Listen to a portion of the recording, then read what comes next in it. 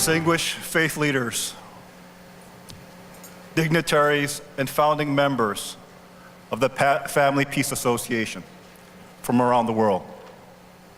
Welcome to Seoul, Korea, my birthplace, and thank you for joining me in this historic inauguration of the Family Peace Association. The inaugural theme is creating a new spiritual consciousness rooted in God-centered families. This theme encapsulates the aspirations of this new organization and offers a simple but profound solution to the vexing problems of our age. For more than 2 decades, I have championed the vision of one family under God throughout the world. Initially, the primary vehicles for this were the organization within the larger unification movement.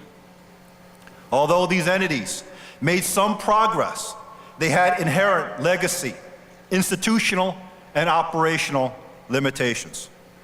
In 2009, I created the Global Peace Foundation as a separate vehicle to carry forward this mission. And as many of you have witnessed, we have made tremendous strides in promoting this vision around the world. Yet, for real transformation, a new organization is needed to supplement the efforts of GPF and its stated mission. This entity, from the very beginning, has to have a spiritual orientation that could inspire a global grassroots movement for peace on every level.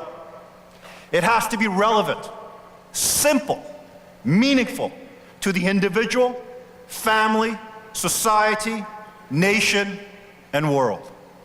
In addition, it has to be a membership organization that unites the human family across all the physical and perceived divides of our time. The Family Peace Association is that new vehicle.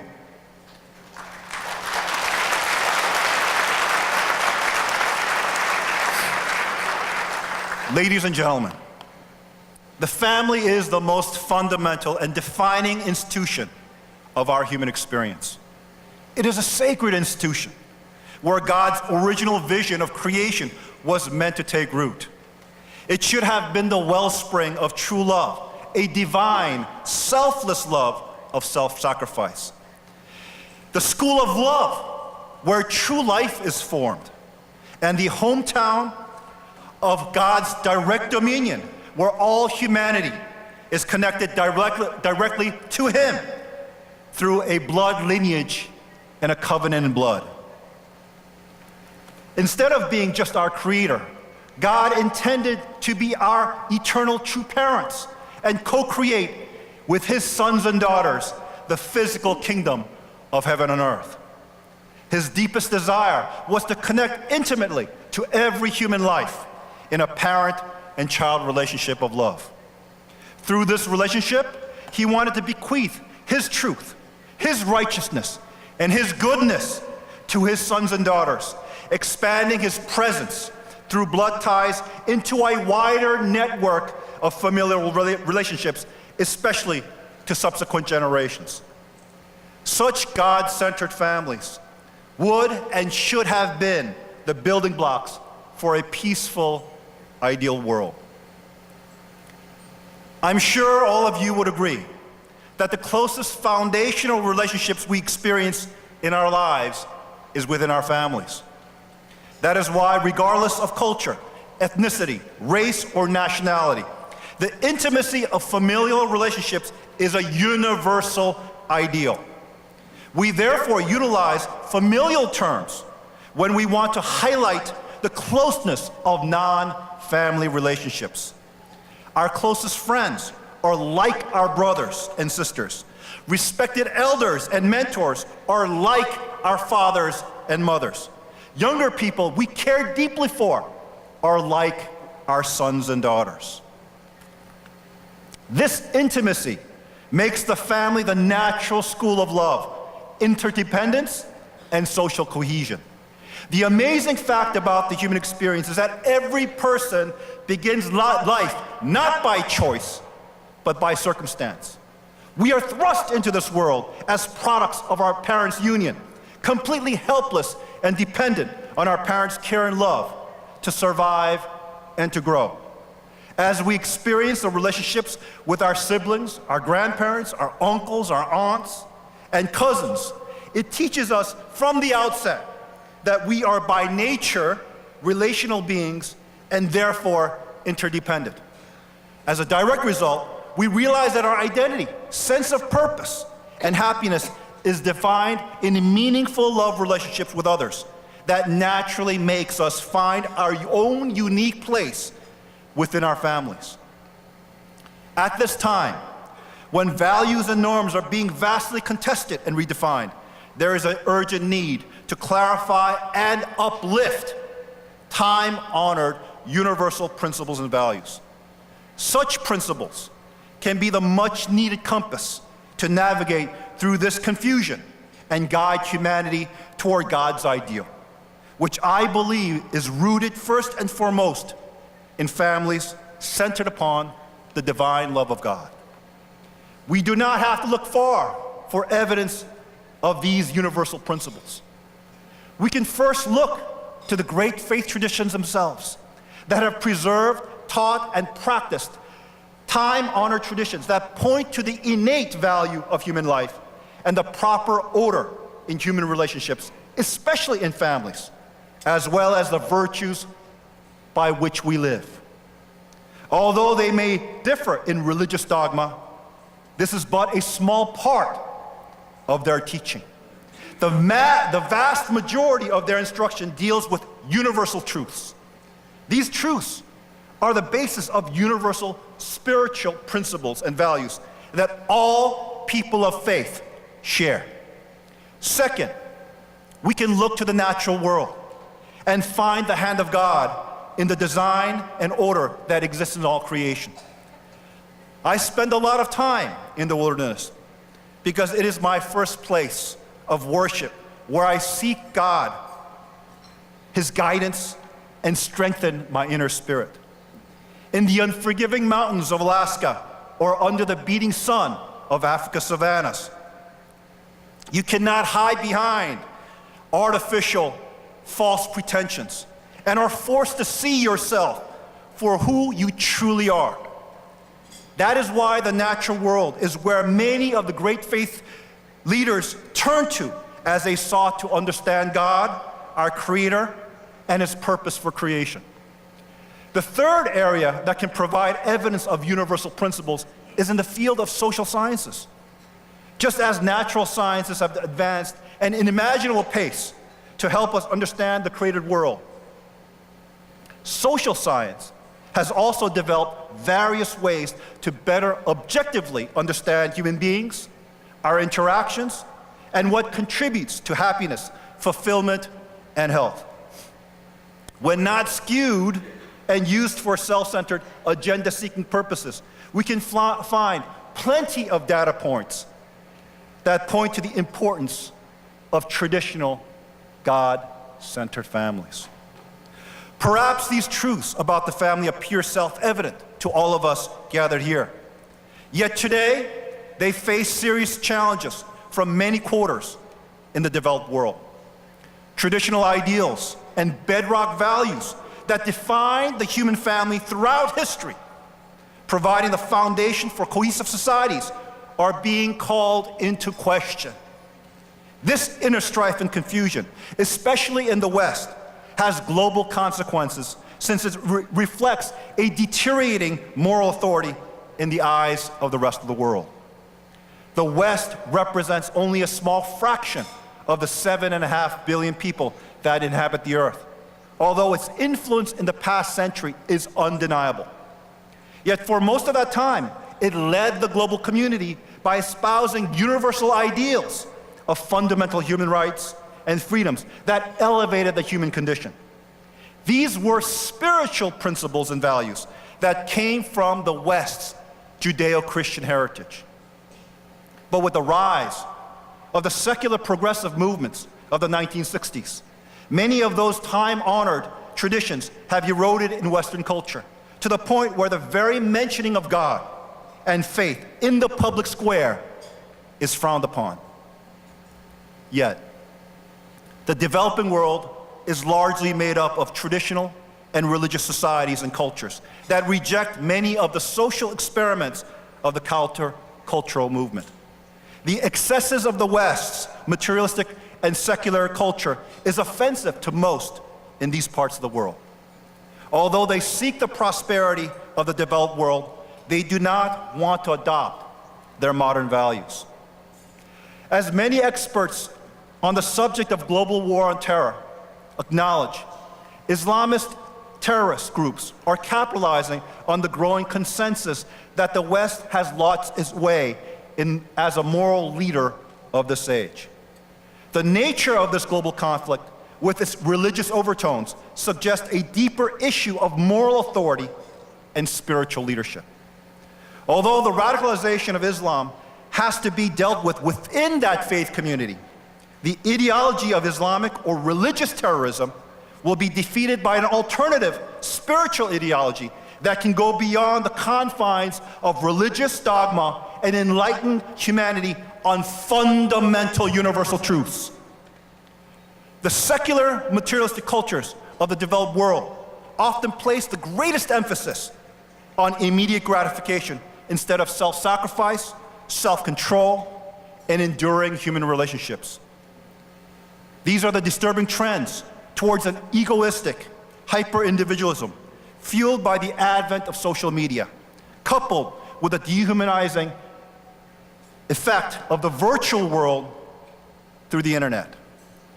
Many are concerned with the societal effects from these technological advancements, since they seem to diminish human interaction and deep introspection, leaving many to wonder what the long-term impact of these trends will be. Most importantly, there seems to be a growing consensus that technology could solve all the global problems, fueling technologically driven utopian ideas that erode the fundamental meaning and essence of life, rooted in humanity's spiritual consciousness. Yet, this consciousness was a foundation of all the great awakenings throughout human history, where we reached new levels of enlightened understanding. From the Pax Mongolica of Eurasia to the Reformation and Enlightenment in Europe, the universal ideals of freedom, of religion, commerce, thought, and the importance of personal merit and talent were conceived, matured, and grew. They led to the formation of the United States, which championed fundamental human rights and freedoms, leading to the ideals that defined the West. Always, it was the quest for spiritual truths that fostered these monumental developments.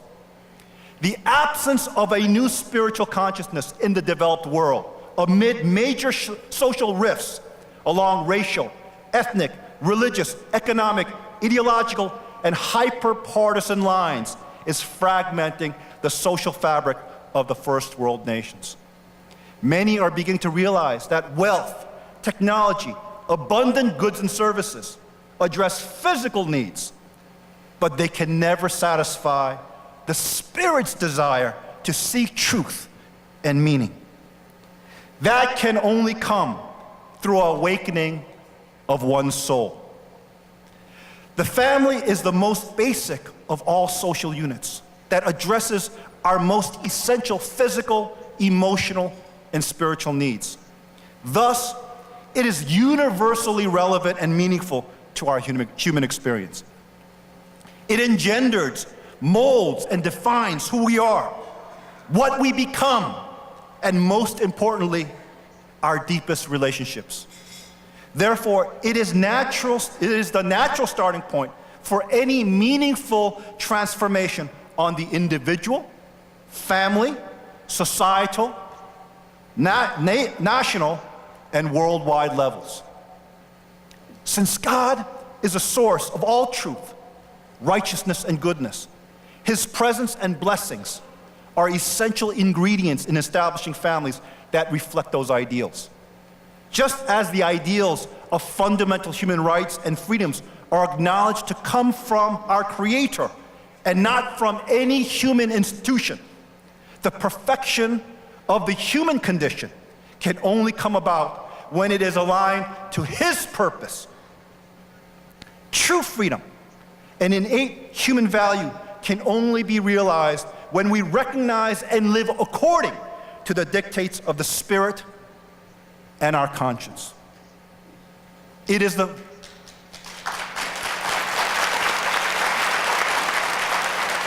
family, it is in the family where these ideals first need to be cultivated and experienced, and then shared with the rest of society, nations, and the world. It is through such families that humanity has a chance to be enlightened and become active participants in building a world of peace and prosperity. It is where universal principles and values are made real, where God's truth, righteousness, and goodness emerge. This original, unchanging purpose of the family gives substance to the theme of this inaugural, of creating a new spiritual consciousness in God-centered families.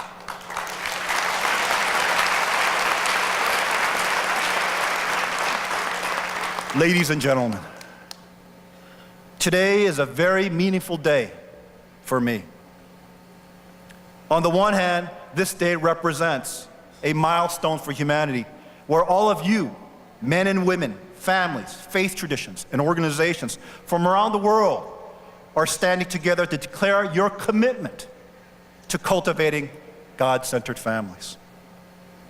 However, on the other hand, for me personally, this inauguration also expresses my commitment to continuing my father's lifelong work.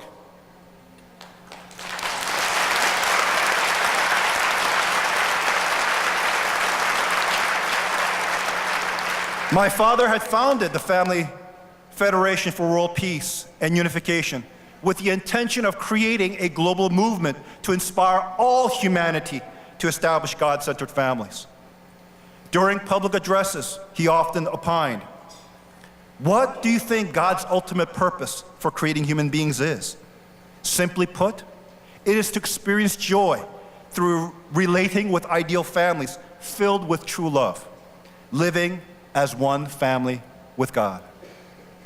I personally witnessed the difficulty my father faced as he sought to articulate this mission and bring it to life.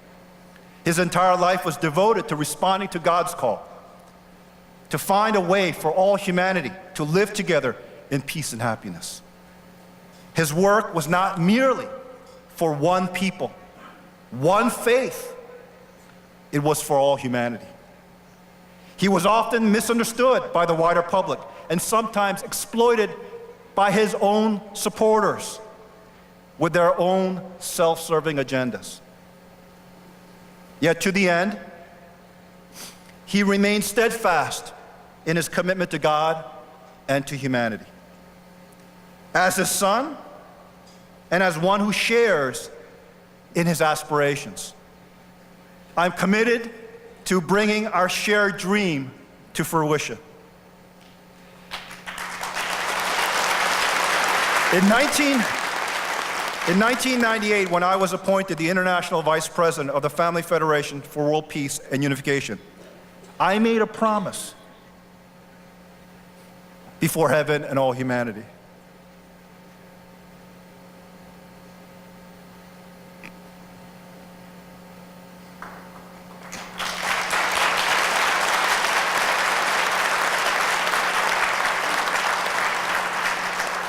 That I would carry forward my parents' dream to advance God's kingdom through the formation of God-centered families. Although I can no longer work through the Family Federation for World Peace because it is not true to my father's original mission today, with the creation of the Family Peace Association, I am fulfilling that promise.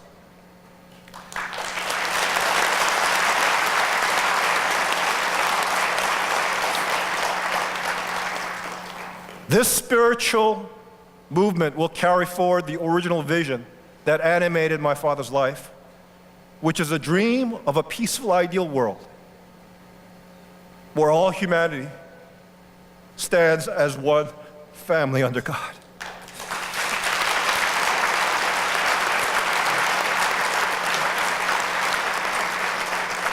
Today, we stand at an inflection point in history.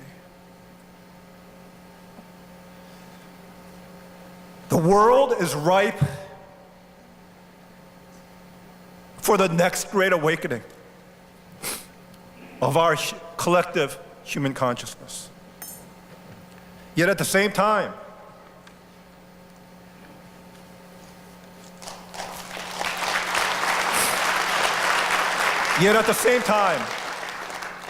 the family, which should be a divine institution, is being undermined before our very eyes by the many disruptive forces at work within modern culture, dissolving the bonds of friendship and love in our societies. In its wake, purely human institutions, let they be secular or religious, are taking its place, exacerbating the already existing divides within humanity.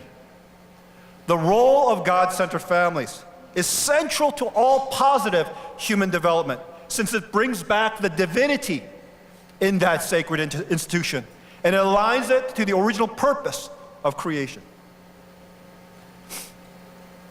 Without such families, humanity will not have the moral clarity and conviction to take on the challenges of this age and build a brighter future for our children and our grandchildren.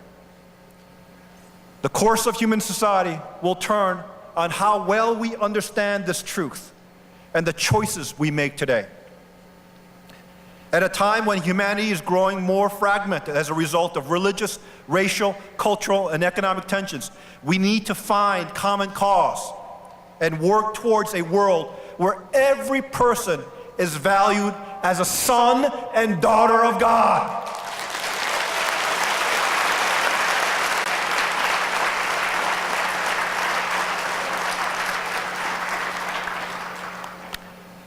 As people of faith and good conscience, we need to rise above differences of doctrine and ideology and recognize the universal principles and shared values embodied in the time-honored teachings of the world's great faith traditions. Most importantly, we need to cooperate in enlightening humanity's spiritual consciousness to turn to our common Creator and build one family under God, one family at a time. Please join with me in officially launching the Family Peace Association. Let us work to usher in an era of peace by creating families where God will be pleased to dwell and through which His light and peace can spread throughout the world. May God bless you, your families. Thank you very much. 대단히 감사합니다.